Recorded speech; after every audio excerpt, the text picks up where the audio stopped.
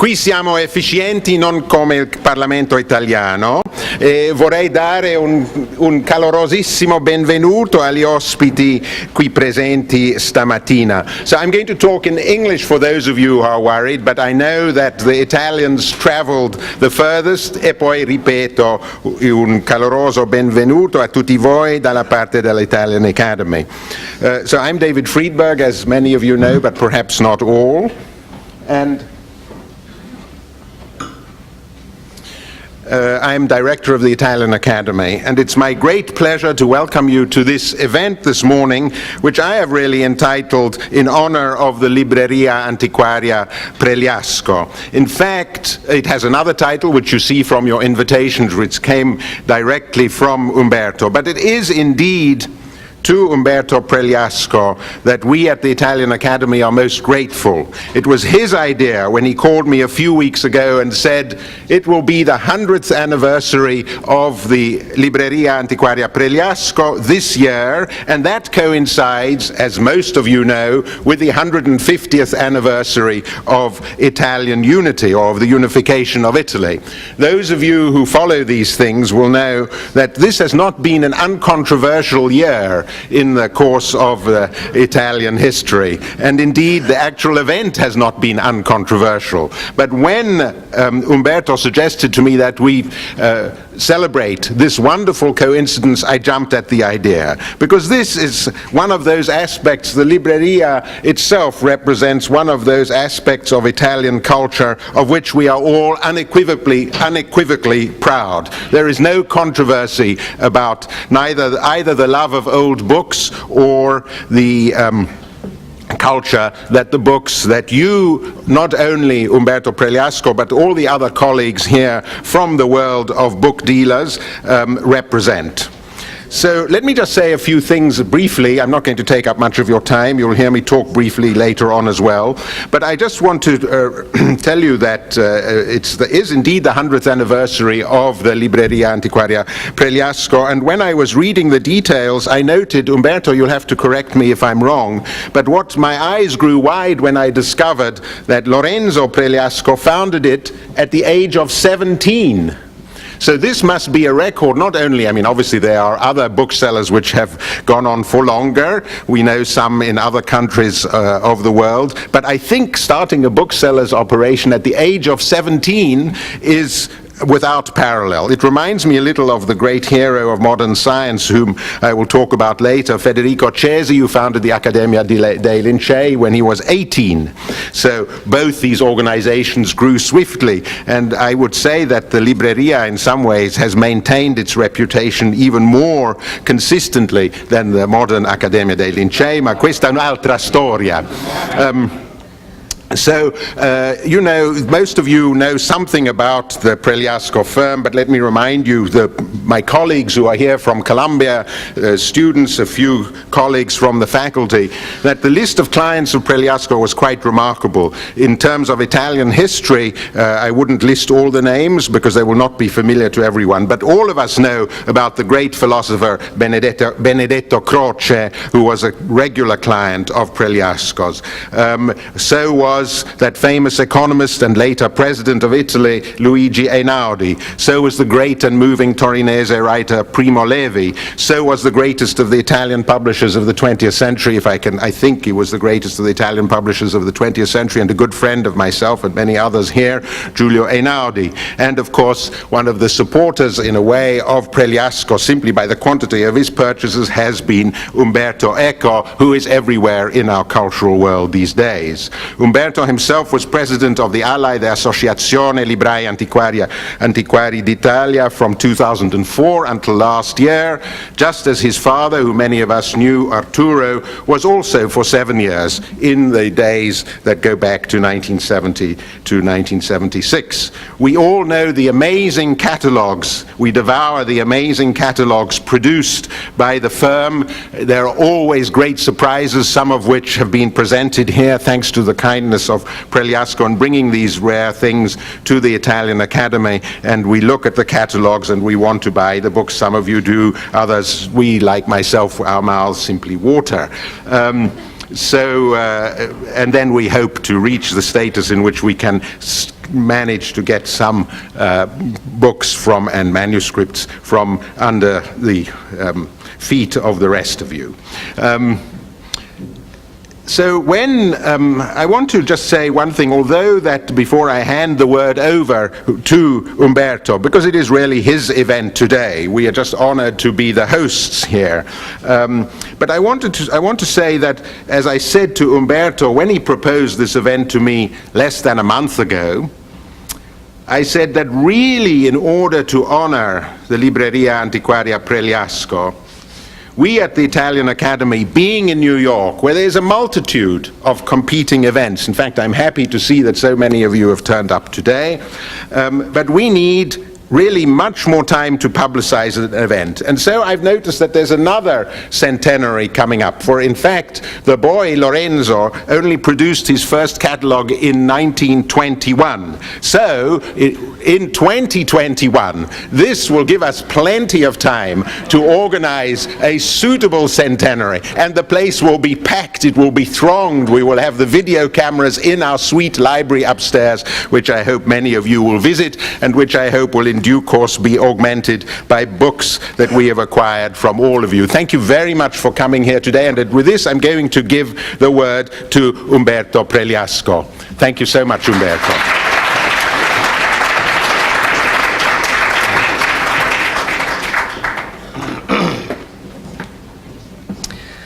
Too much advertising for my bookshop. Well, good morning to all of you. It's a great honor to me to be here, and I would like to thank Professor David Freedberg, who was really enthusiastic about my proposal.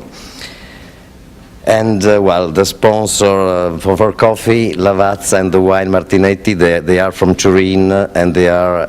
What I want to underline is that they are familiar activities since 90 and 50 years. So the tradition of the familiar work in Italy still is something extremely important. And I have to thank the terrific but charming Dr. Abigail Asher, who cooperated with my PR, Daniela Puglielli, for such an event. I don't think in 2021 we can do better than what we did we organized in 10 days, because this was really organized in 10 days. And I want to thank my father, Arturo, who will be 80 in 2 months' time, and he excuses. He's sorry he didn't want to come to New York this time. Well, he gave me the chance to do what, as Spinoza would say, is the best of the possible jobs. And I'm proud that one of the most important historians of art of the world, such as David Freedberg, that the greatest expert in the 18th century engravings, such as Andrew Robinson, accepted to have a brief lecture with a poor antiquarian bookseller like me. And Professor Anna Mariani, who crossed the Atlantic from Brera, from Accademia di Brera, just to because we are friends.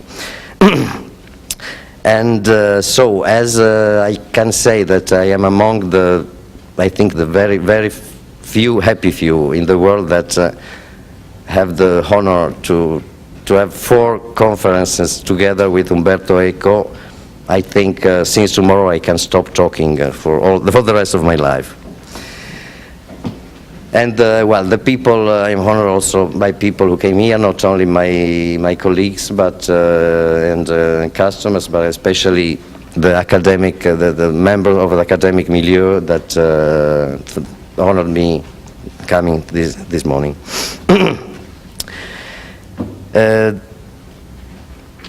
The few things I know, I learned from the books I bought and studied and sold in these 30 years. Thanks to them, I learned a few things about art, about literature, about science, and about the world, about life. I used to say that once I bought, studied, and published on my catalog the description of the book, this book with his peculiar binding, with its wormholes, with his water stains, it will remain a little mine, even if I have to sell in order to buy other books. One of the bookseller's duty is also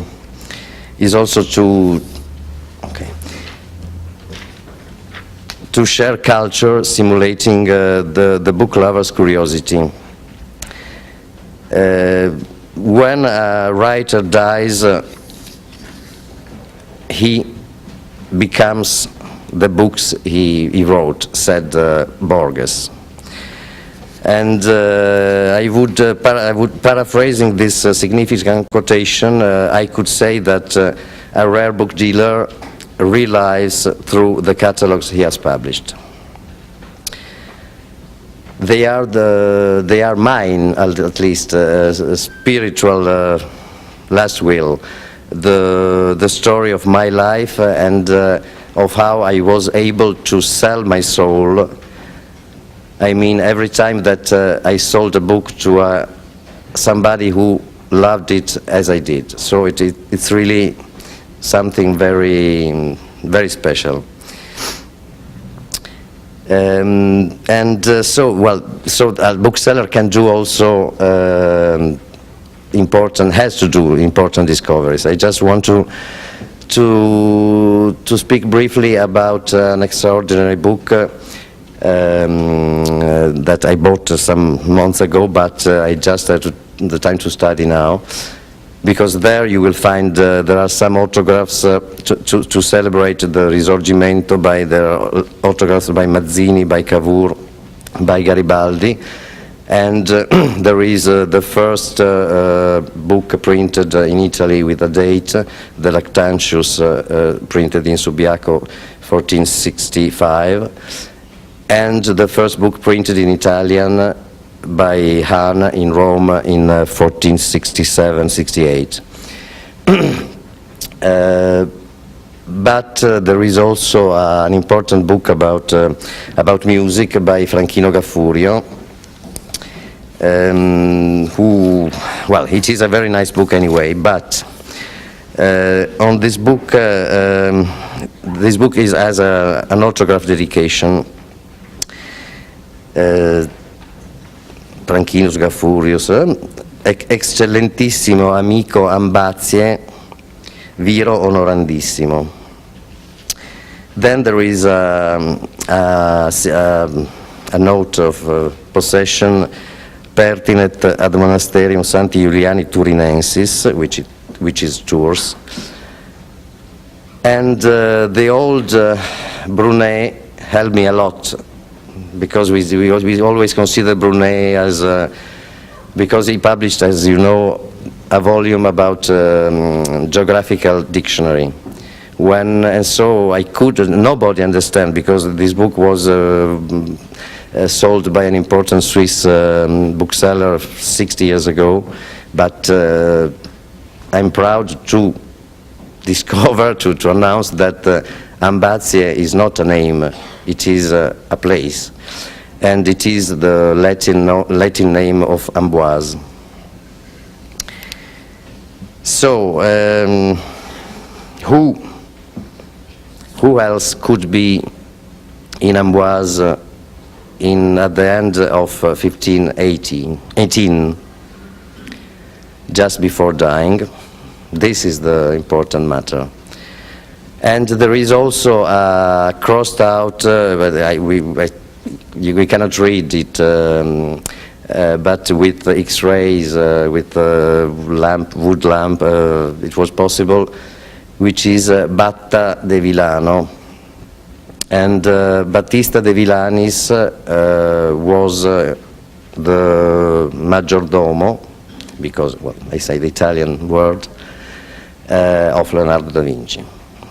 So it is very possible that when the book arrived to Amboise, Leonardo was already died, because he died in April or May 1519, and the colophon quotes November, end of November 1518, but very often publishers were not very correct in dating the book. Anyway, it is the only proof, if you let me say, that there was that the relationship between Gaffurio, who was an incredible man, he was not just a musician, he was one of the most cultivated people of his time, person of his time, that Gaffurio is the man portrayed in Leonardo's portrait of a musician. So this is the very important matter. And now, no, sono passate? No, okay. No, ormai. Now we start with the ladies. Yes, ladies first. So I would like to invite Professor Anna Mariani from Accademia di Belle Arti of Brera. There is a story between us and because of this book, because we are friends since 35 years, and in 1984, because she had her degree when she was 5 years old. She published her thesis on about the bizzarrie by Giambattista Bracelli, which I had no idea that existed. And so I said, one day I will have this book, of which just 2 copies complete are known and 5 others incomplete. And so it happened 2 years ago. I said, I want this book, I will pay any price for it. And I got it, and I made a catalog in Italian and English that you're finding on your chairs. And I'm very happy that De Uffizi, there is no copy in Italy. De Uffizi wanted to buy, but thanks to our very illuminated government, the libraries in Italy don't have the money to buy the newspapers. So the Uffizi gave up, but a private client bought it, and so I'm very happy that the book is not here because it remained in Italy, but I'm very happy it remained in Italy. So Anna, and thank you. I'm afraid I will talk again later. Sorry about this.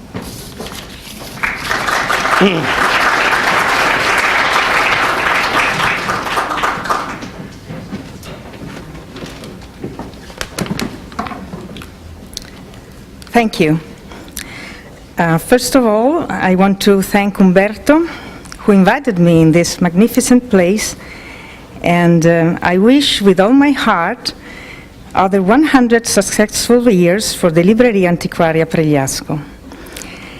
He asked me to talk about this extraordinary and extremely rare series of etchings, the bizzarrie di varie figure, which I began to study several years ago when I was a weird girl, while I am now a very normal and serious woman. The 50 plates of the bizzarrie, issued in Livorno in 1624, are the work of a little-known Italian painter and engraver of the 17th century, Giovan Battista Bracelli. We know almost nothing about his life and work. He was active between 1616 and 1650 in Florence and Rome. The plate of the bizzarrie show fabulous and humorous variation on the human body, constructed from a hallucinatory variety of animate and inanimate components. Turning the pages of these incredible small books produces an overall sense of surprise, a Baroque surprise.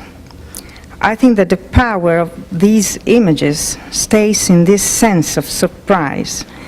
Each of the few known copies, and one complete copy is in the Library of Congress, Rosenwald collection, is bound in a different sequence, so it's impossible to understand the artist's purpose, if there is one, since the plates are not numbered. And I would also say this series perhaps doesn't need an order, because an order would negate this effect of surprise. In the Bizarrie, the human body is composed by geometrical figures like spirals, squares, lozenges, tools of different crafts, games like ball players, royal tennis players, or other human activities, rings, pens, armor, cooking tools, compasses, ropes, bolts, cobbled tools, canisters, pulleys, chains, even snakes. And then we have boxes and mannequins. Well, very, very weird people, looking like hilarious, funny androids. The vein of humor stays in representing human attitudes in an emphatic way. The postures are solemn and recall actors playing on a stage, but these figures are not human, and the overall impression is one of absurdity. It is difficult to define a real subject matter. The word bizarria means oddity or whim.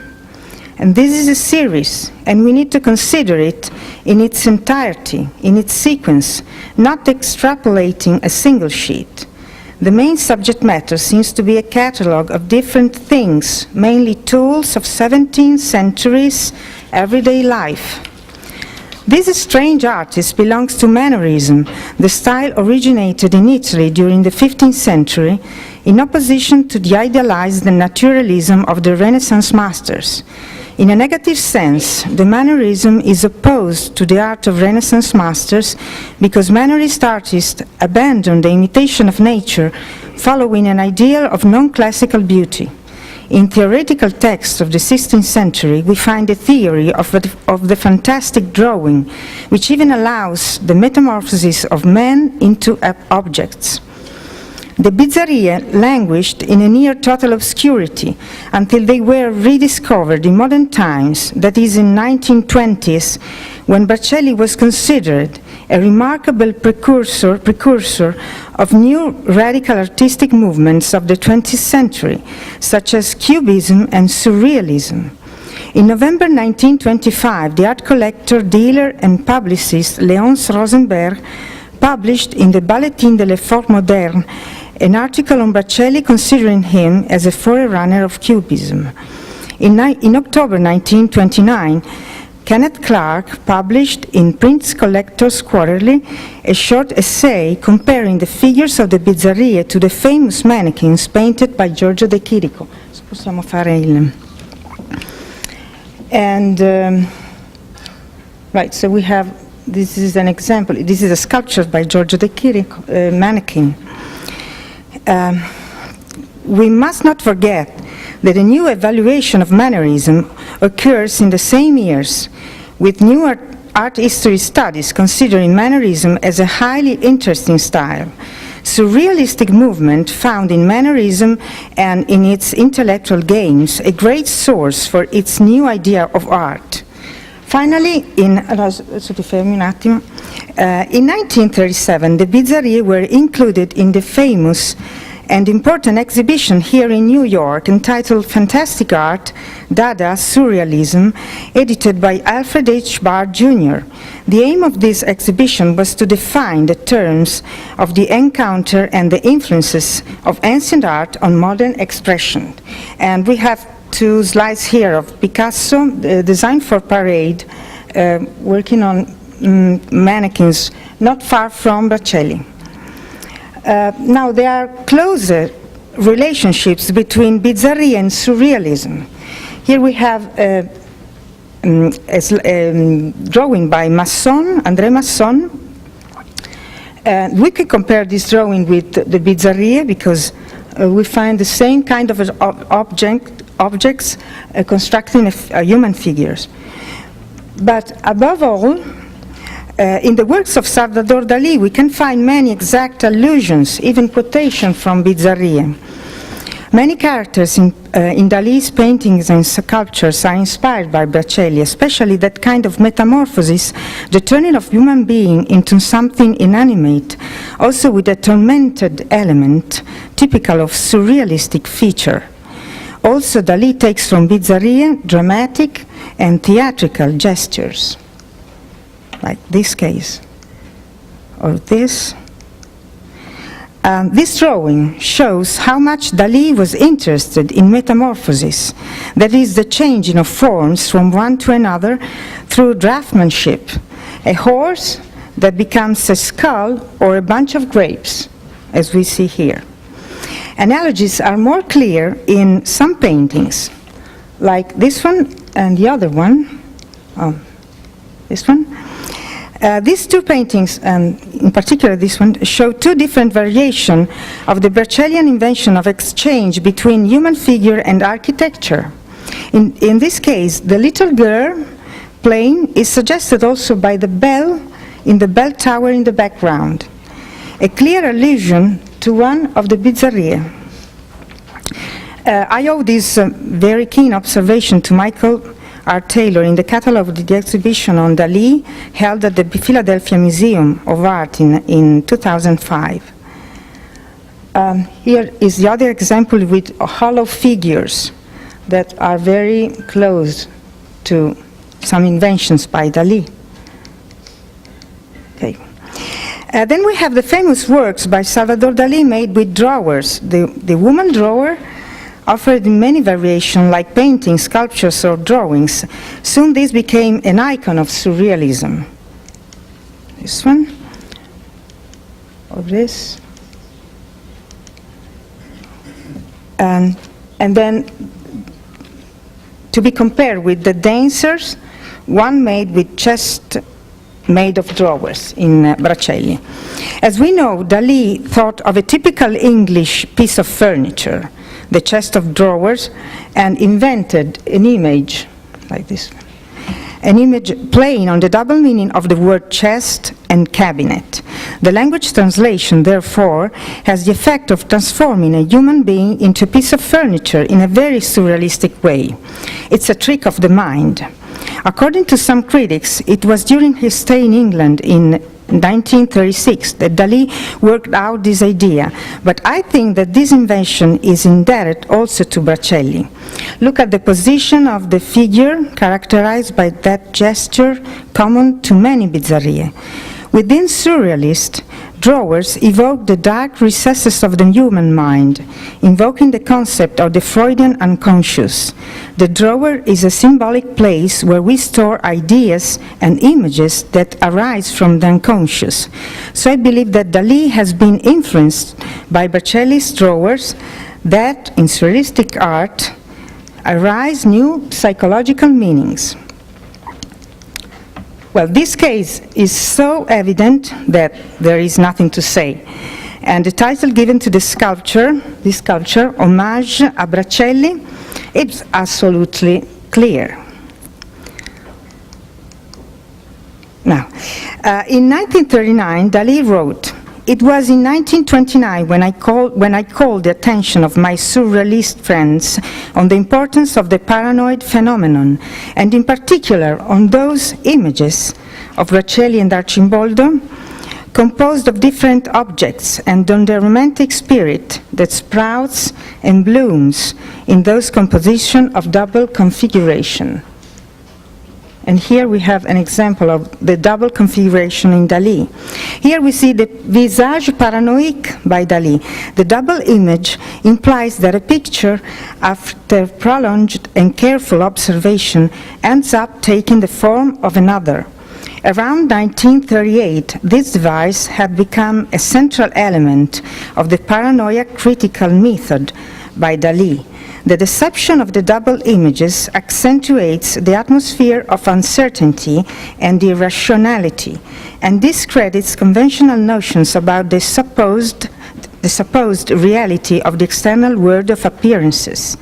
Dali claimed that the ability of observers to discern these hidden images depended on the level of their paranoid option, which allows you to reveal the second hidden image. Dali also stated that his interest in double images directly inspired by the works of old masters, which exhibited ambivalent figures, among them Bracelli. And here we have a double image by Bracelli, a town in the form of a recumbent figure. The French psychoanalyst Jacques Lacan had defined these inventions as traps for the gaze. Examples of this kind can be found also in Eastern art, in Indian miniatures, in Italian Renaissance art, in Northern 16th century art. But pictures are always a trap. They are always ambiguous, and we all like, I think, to fall into these wonderful kinds of traps. Thank you very much. Okay.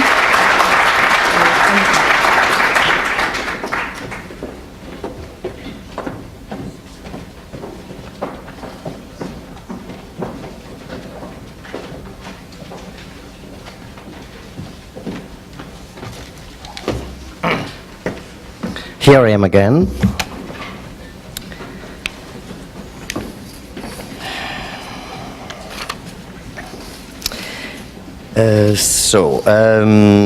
Vai con Bodoni, per favore.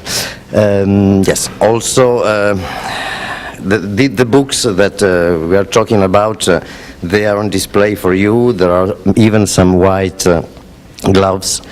It's just, I think that books have to be used. So I don't want to use gloves, but it makes elegant. I mean, so and among these there is also another extraordinary Italian book of the 18th century. Because today my idea was to celebrate the 150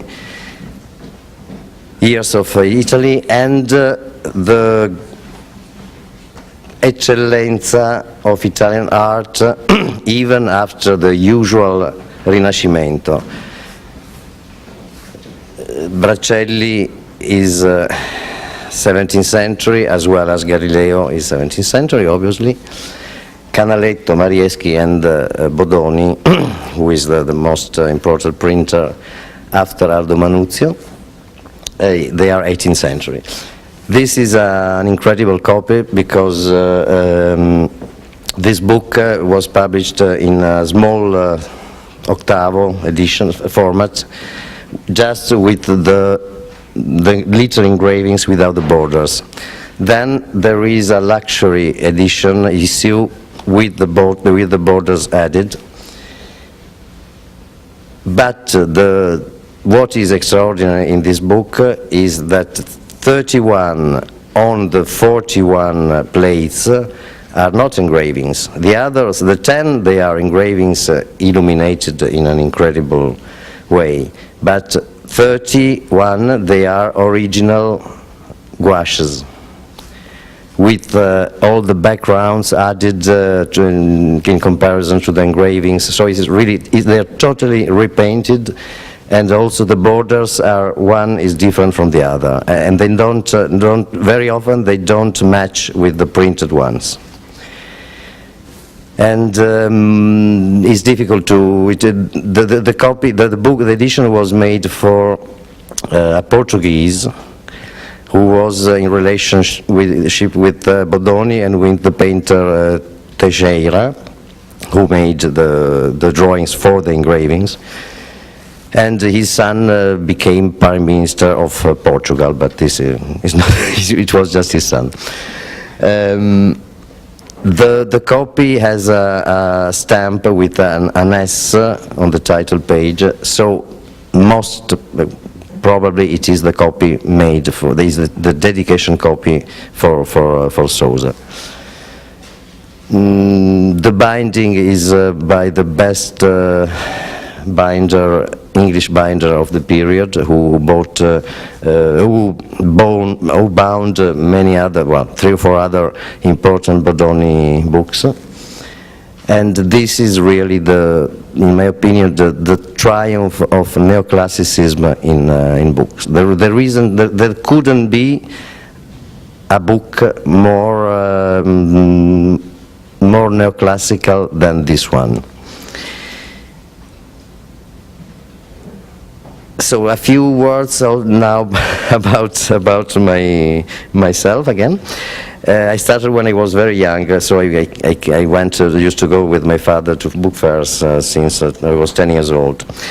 And so I had the opportunity of meeting the founder of the ILAB, the International League of Antiquary Booksellers, an extraordinary man named Mennotzberger, and some mythic bookseller as H.P. Krauss, Bernard Breslauer, Larry Whitten, Fernand de Nobel, François Chamonal, Barney Rosenthal, and compliments for his 90 years, and Mitsuo Nitta from Japan, and Bernard Clavreuil, and especially with him and his son Stéphane, the libraire Thomas Scheller, we had really a close friendship. We brought us to do business and to have fun together for many years.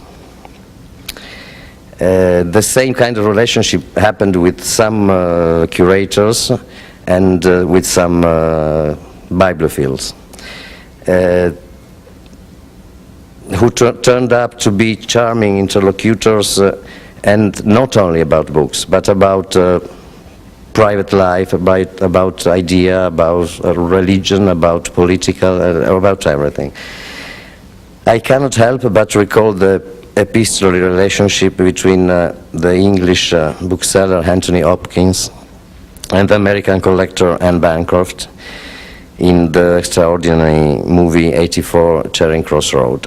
My son was in London before coming here last week, and he went as a pellegrinage to 84 Charing Cross Road, where there is still an inscription. My father went to Marx many times in the 50s and the 60s. Okay, that's all. That's all for the moment, don't worry. Now, we will talk about Canaletto. I'm afraid that Andrew will beat me later, but Canaletto, in my opinion, the Canaletto engraver is much more important than the Canaletto painter. It sounds quite absurd. This is Marieschi, it's not Canaletto, but because in his engravings, which are only 32, Andrew, yeah, he was totally free. He didn't engrave for commercial purposes. Instead, after he had success worldwide, and thanks to Consul Joseph Smith, he became very rich. In my opinion, most of his paintings became commercial. Here, even the few vedute, which are Padua, which are Pra della Valle, which are El Dolo, Molo, they are not vedute in the Marieschi style. They are architectural capriccios anyway. And what I want to say, another strange idea, is that the only other Italian engraver who may be compared is Giambattista Piranesi, obviously, and Andrew is a little expert maybe also in Piranesi. Had a problem. He was an incredible worker, so he hatched more than 1,100 plates. if he had limited, as Canaletto did, his activity to the prisons and to groteschi, every plate, every print of his would be worth $100,000 instead of 10,000. But now Professor Andrew Robinson, curator of the National Gallery of Washington, will will criticize what I said. I'm sorry.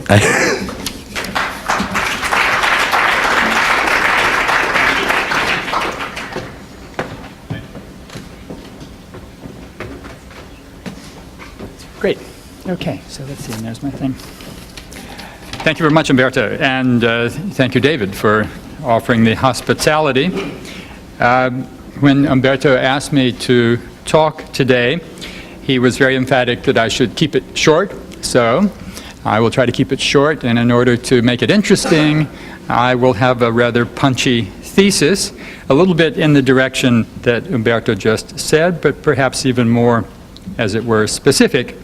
In terms of the numbers of Canaletto's paintings, of course, we all know that in the past centuries, by far the most have been in the British Isles. And it's still, to me, quite shocking to remember that there was no Canaletto Veduta painting in any public collection in Venice until the late 20th century. Amazing.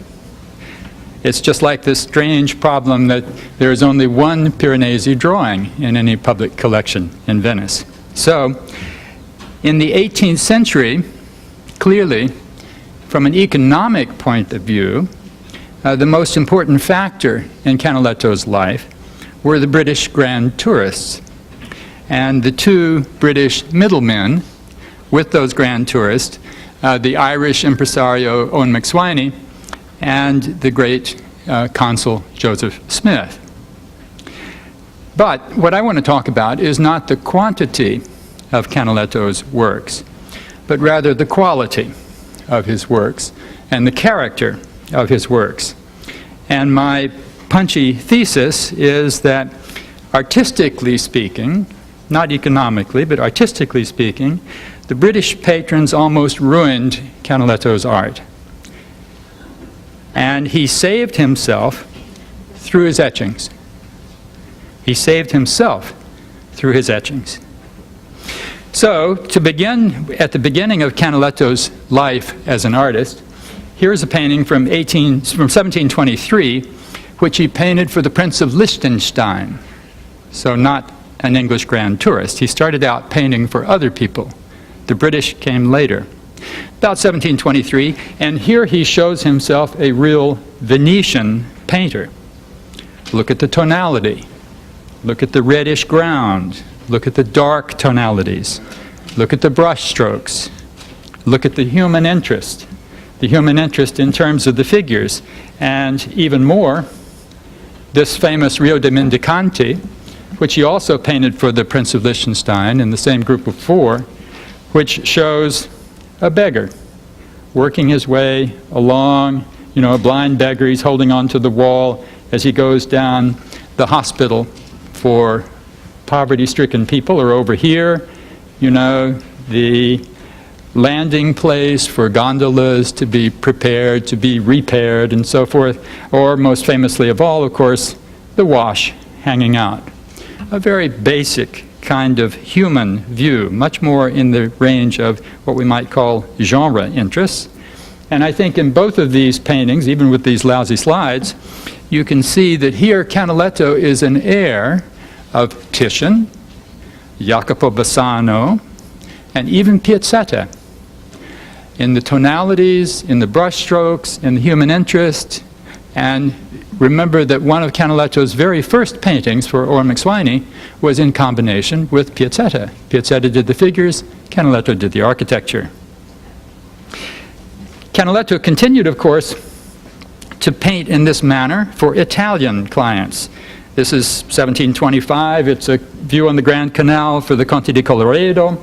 And you see still the kind of dark tonality, the strong interest in genre figures and so forth.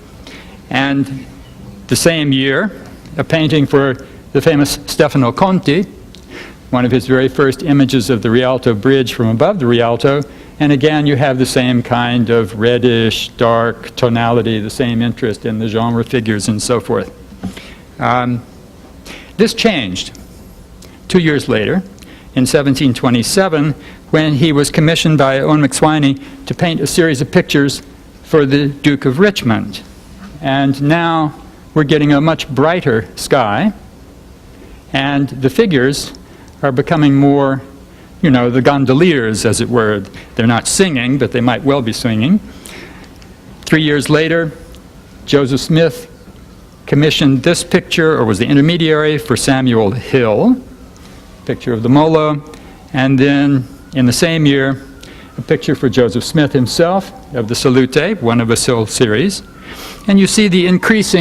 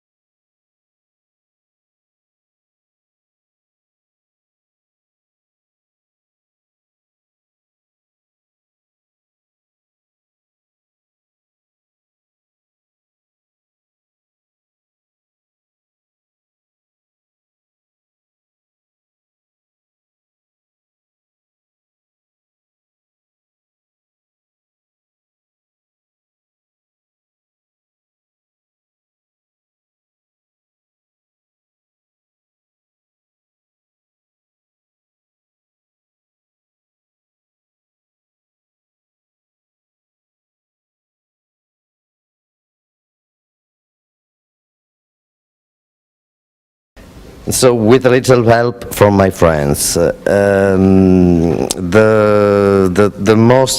great part of my recent crazy projects in catalogs and in book fairs has been realized thanks to the cooperation with a young, much younger than me anyway, bookseller from Rome, Milan, who is quite smart, I must say. And his name is Filippo Rotundo, Liberia Filobiblon. And so this, many of these books, we bought them together, we started this collection of Galileo together, and so they, at the same time of our 100, they celebrate his 10th, only 10th, his anniversary of in the book trade. So Filippo, it's been a pleasure playing with you. So now I think we should go to, I will go to the starry heavens above me and the moral law within me. Galileo Galilei, a great man, and here we have the first of a dialogo, the first of dimostrazioni, first of a lot of book, but one extraordinary little book, which is his first published book and published anonymously, because he has, as somebody you may know, David Freedberg wrote,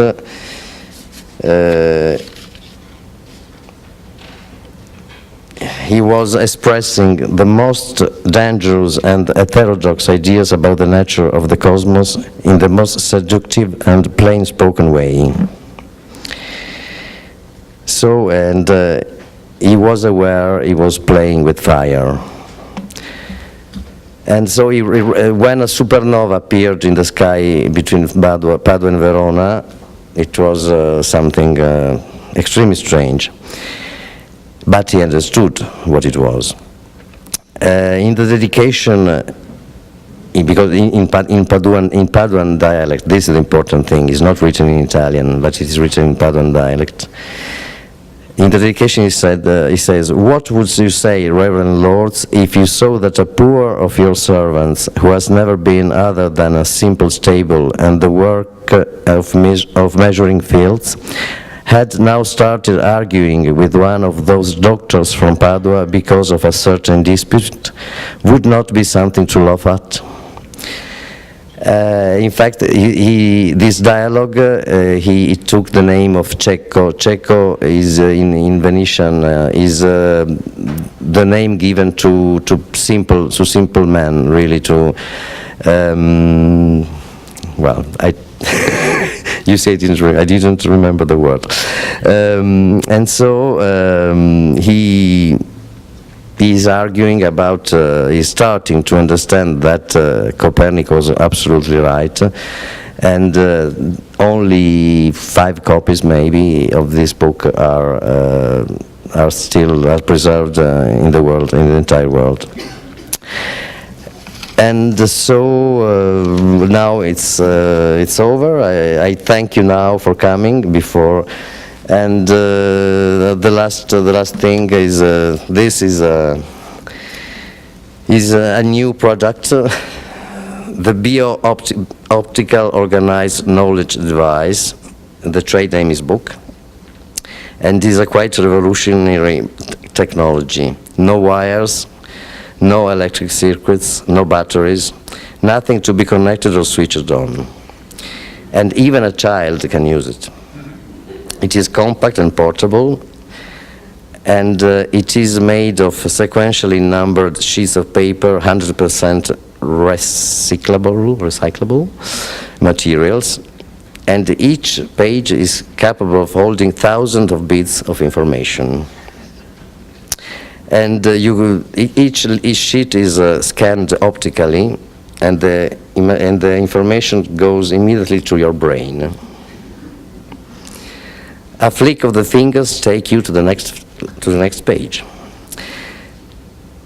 You can even, when you close the book after, you can find where you were with a manually accessed retrieval knick-knack named bookmark, and you can even take some notes with an incredible tool such as a portable, erasable, nib cryptic intercommunication language style, a pencil.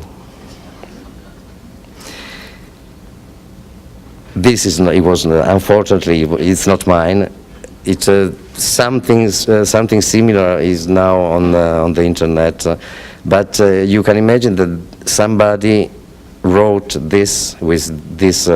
I think these acronyms are really they're really fantastic. In 1962. Thank you.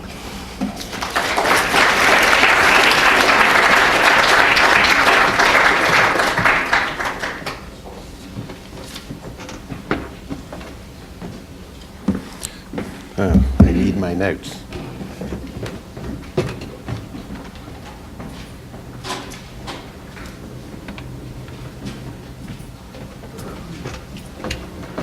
I still need some paper in order to talk. Now, you don't know it, but you are all going to be the subject of an experiment at the moment. Some of you know that I am currently writing a book about the relevance of the new cognitive neurosciences for the history of art. And so when Umberto suggested to me that he wanted to project some of the most famous frontispieces and illustrations of Galileo while I was talking. And when I protested and I said, but I want to talk about other books, you all know about Galileo, he insisted and he won. So I decided that decided we would see who would have a Pyrrhic victory here. Because here's the experiment. The experiment is I'm going to be talking about other books. You should probably pay attention to my words.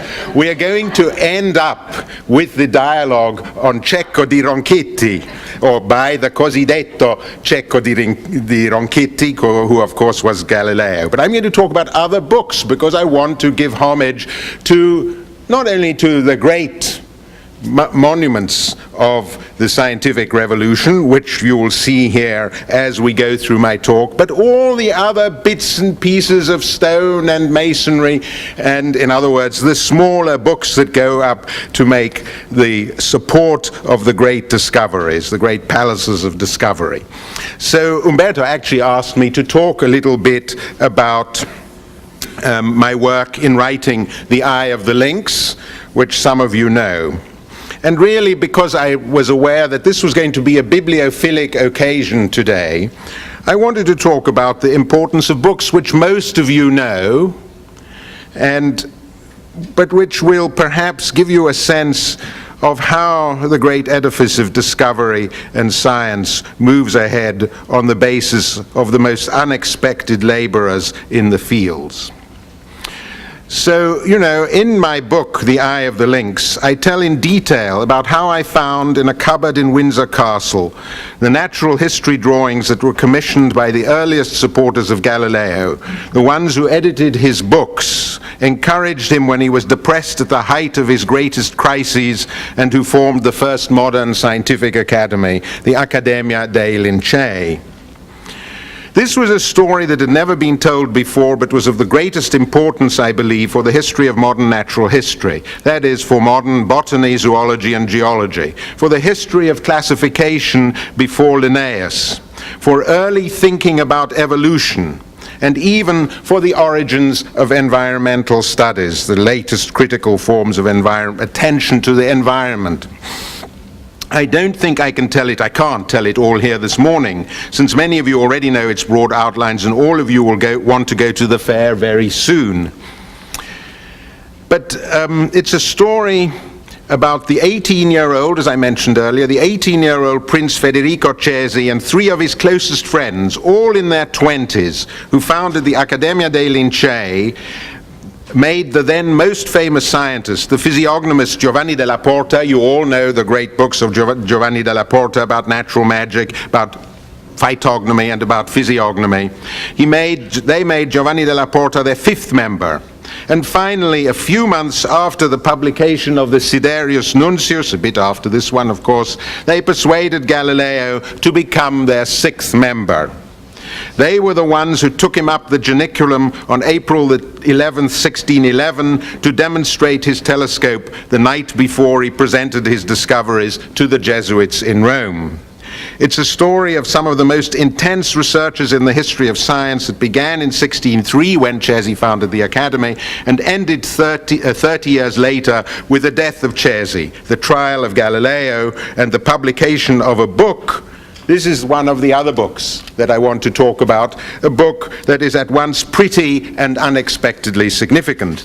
So I'm talking, as some of you know, about that extraordinary book in the history of botanical illustration, Ferrari's Flora. So had Umberto not said he wanted to look at the compass, so please ignore this. You have to imagine illustrations of flora, which I would have shown you.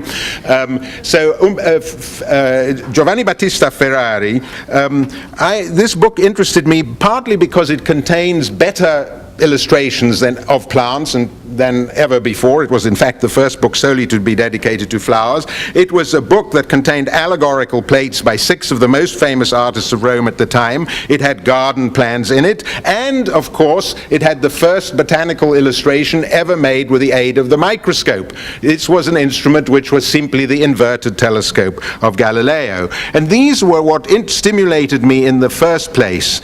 But then I got sidetracked by something else. I asked myself, why was Ferrari so interested in classifying flowers? He had allegorical plates, he had the microscopic plates, and then he had several hundred illustrations of very similar looking plants. He decided to try to distinguish between one narcissus and another. In fact, they were all belladonna lilies, and so that was a whole story I told about the role of Ferrari in the history of classification. I'm going to get to Cecco de Ronchetti in a moment.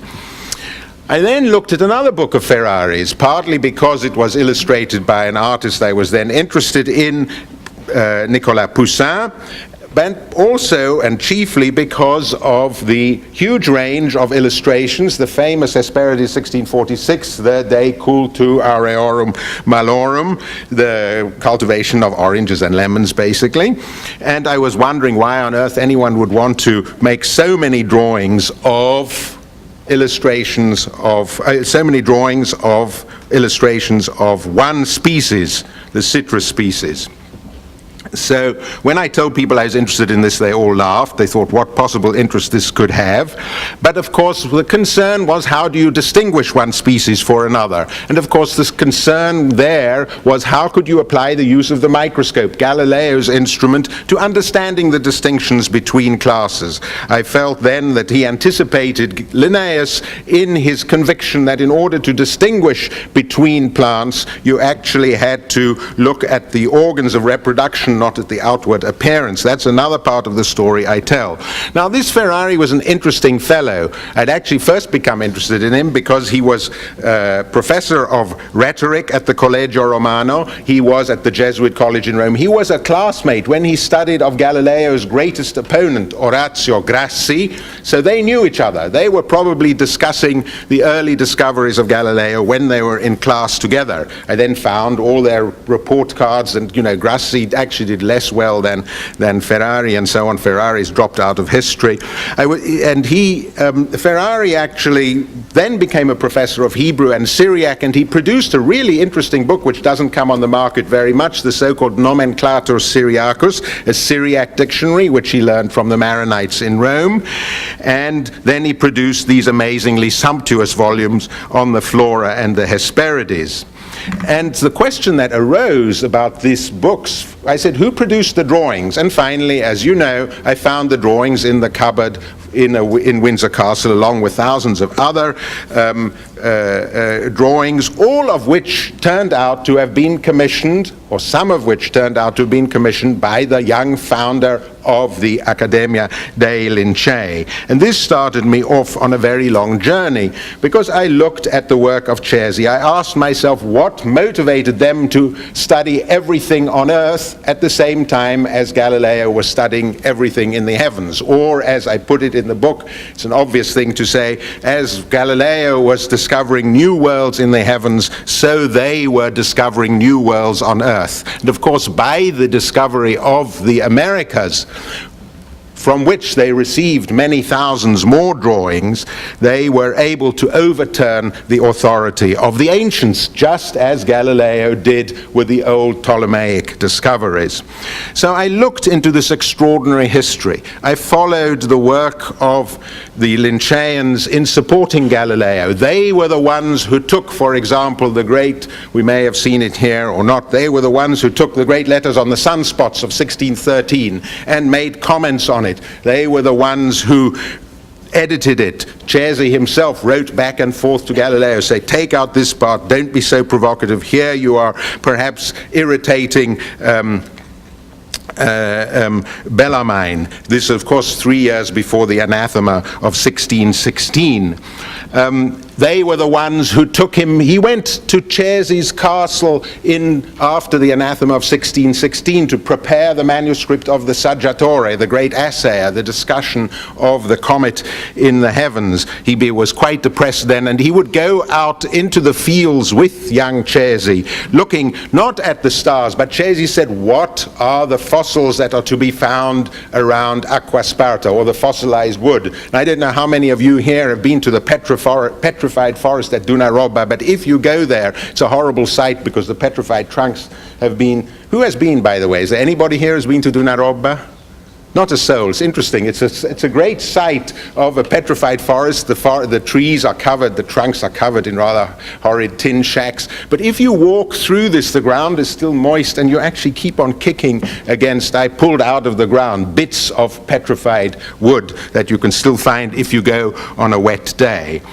And they said to Galileo, no, you know, what? They were saying, let's edit this part of the Saggiatore, and at the same time saying, what are we to do with these fossils? How did these fossils come about?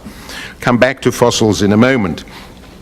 But, or perhaps I'll tell you now very briefly about the fossils, because at the same time as Galileo was making his discoveries, affirming the heliocentric view of the universe, saying that the moon was shiny and was not shiny, not smooth, but full of craters, ruvido, rough,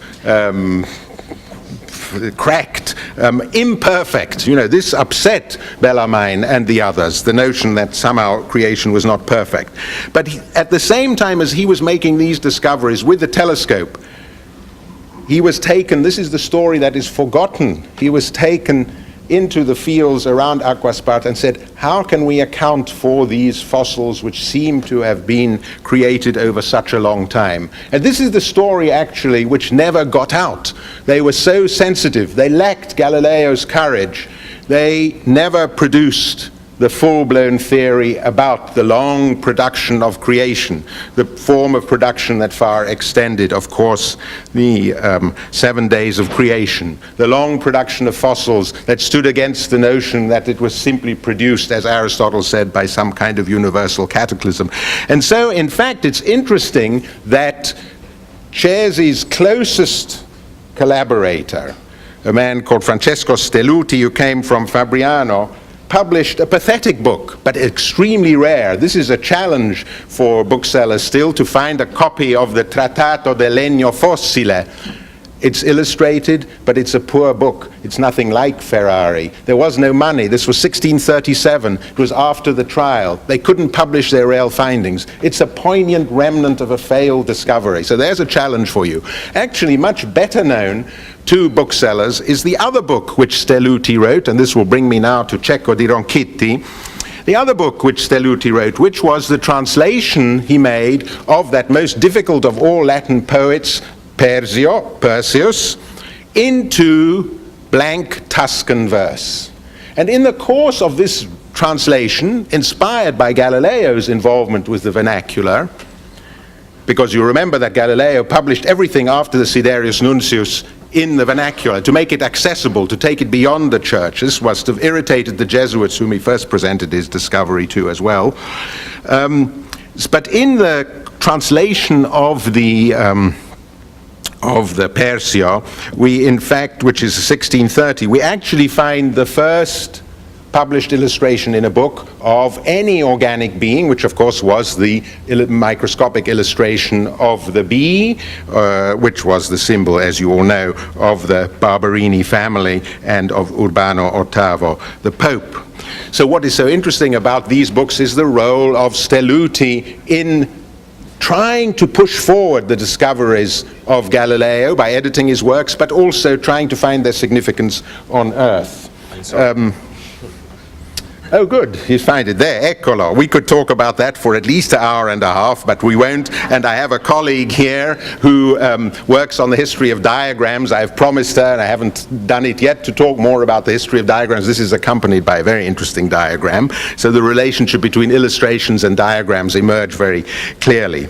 But let me just pick up on this last point. They couldn't make their discovery sufficiently well known. They tried every means. They wrote in Tuscan blank verse. But they forgot that right at the beginning of his career, 1 year after the founding of the Accademia di Lincei, a supernova appeared, as Umberto mentioned, in the heavens above Prague. And Cesi's closest collaborator, Johannes Eck, tried to write a book about it, which is also an interesting book, even, well, at least as rare as Cecco di Ronchiti. But then immediately, in 1604, Galileo, under a pseudonym, wrote, as Umberto pointed out, in an even rougher dialect, not the slightly fashionable Tuscan, but in the Paduan dialect. And it is the most amazing read, this book. In fact, you should be congratulated, the two of you, on finding this book, because it is the most amazing read. You can sort of figure it out even in the Paduan, but if you go to Favaro, it was edited in the 19th century and it's translated usefully into modern Italian. But it is really full of the most vigorous language. I mean, every time, so you have this rough country guy who is speaking for Galileo and he's arguing with the professors, like us who are professors in this room here. He's arguing with them, and he has no hesitation in saying, you know, collo, balls, onions. He swears at the man in the most sort of vivid way. And he says, you know, you all think that the heavens are nice and clean, but in fact it's just a big mess up there, like a bowl of polenta. There's one thing in which he says, the heavens are like polenta, forget trying to order it. And I just read you, to conclude, two passages here, if I can read. If I can find the light, ecco. He says, this Galileo, speaking in the form of a countryman, says, to think that one can see, the idea that someone could think that they can see every one of the stars in the sky, this is 1604, before the telescope, to think that he could think that one can see every one of the stars in the sky, tell this to a priest. It's just, you know, in other words, go and think. A priest will believe this, but not the rest of us rational people. It's just not possible. You aren't going to tell me, are you, that there couldn't be at least 3 or 4 more stars which you can't see, especially if they are smaller ones. So you see, he was thinking of the telescope then. The naked eye is not enough to penetrate the heavenly stars. And he goes on, he says, you should really believe the mathematicians. They are the ones who can measure things. So the mathematicians, of course, is an allusion to Galileo himself, who already then was professor of mathematics and a proud professor of mathematics in Padua. But I wanted to conclude, there is an absolutely wonderful passage in which he puts all of us to puts all of us in our right positions. He said, I wouldn't have known what to say about the stars if I hadn't heard you professors say one thing one day and another thing another day. You are never consistent. This is why we are all so confused. What does the professor really know? And so that puts us all in our place.